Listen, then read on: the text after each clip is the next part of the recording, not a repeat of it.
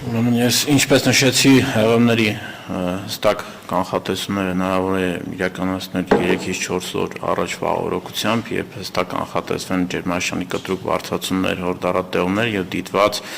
գետերի ջրի ջրայնություն, դեռևս վաղ է ասել, որ այդ հեղեղներ կլինեն, բայց ջրի ելքերի զգալի բարձրացումներ այդ օրերին կունենանք։ Այդ դուք նշեցիք առանձին ջրամբարների լցվածության ցուցանիշներ, եթե ընդհանուր առմամբ վերլուծենք, հա, պատկերն ինչպիսին է, գոհացուցիչ է այս տարի նախորդ տարիների համեմատ։ Նայեք, եթե համեմատենք այսօրվա դրությամբ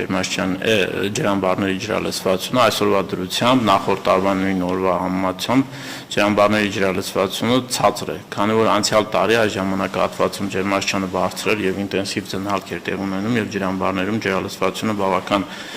բարձր ցուցանիշների վրա էր։ Անցյալ տարի այսօրվա դրությամբ Ախուրյանի ջրամբարում արդեն ունենք 100% եւ ավել լցվածություն։ Այսօրվա դրությամբ 148 միլիոնով պակաս է։ Արփիլիջ ջրամբարում 29 միլիոնով ավել է, Ապարանի ջրամբարում 6 միլիոնով, իսկ Ազատի ջրամբարում 4.2 միլիոնով է պակաս, Մարմարիկի ջրամբարում մոտ 7 միլիոնով պակաս է։ Բայց կանխատեսում, ինչպես նշեցի, կանխատեսումներով այս տարի ավելի շատ ջրալցվածություն կլինի եւ ջրամբարներում եւ գետերում, քան անցյալ տարի։ Այսինքն այն ձնաշերտը, որ ունենք, այն տեղումները, որ ունենք, հիմա սպասում ենք օդի ջերմաստիճանի բարձրացման։ Այո, մենք 122 սանտիմետրով, 1 մետր 22 սանտիմետրով ավել ձնածածկույթ ունենք